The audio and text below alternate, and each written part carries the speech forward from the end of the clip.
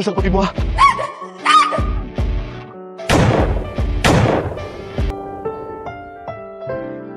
Ang susunod na programa ay rated PG. Ito ay nangangailangan ng patnubay at gabay ng magulang para sa mga batang manonood.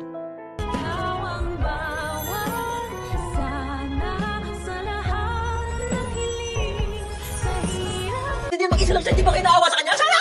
Baka nakakalimutan mong kriminal ang tatay mo! Mabuti na lang talaga at tuluyan ng nalusutan nila Robert, Annalyn at Lynette ang panganib na dulot ni Carlos dahil tamang-tama nga lang ang dating ng mga pulis para sila'y iligtas. Kaya naman ngayon nanganganib na ang buhay ni Carlos dahil makukorner na siya ng mga pulis sa loob ng kagubatan. Ngunit hindi basta-basta magpapatalo at susuko itong si Carlos at manlalaban pa nga siya sa mga otoridad. Makikipagpalitan pa nga siya ng bala sa mga pulis. Yun nga lang, parang hindi naman nag-training itong si Carlos ng pagbaril dahil hindi niya matatamaan ng mga pulis.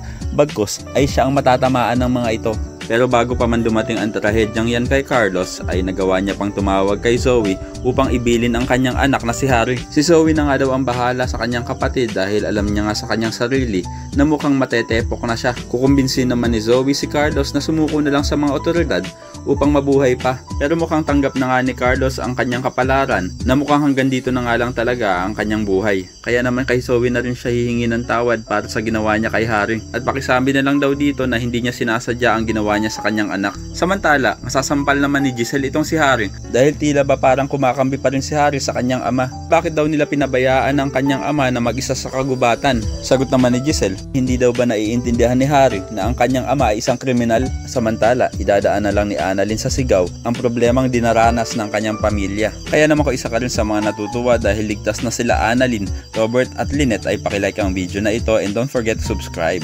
Thanks for watching and see you next time. Bye bye!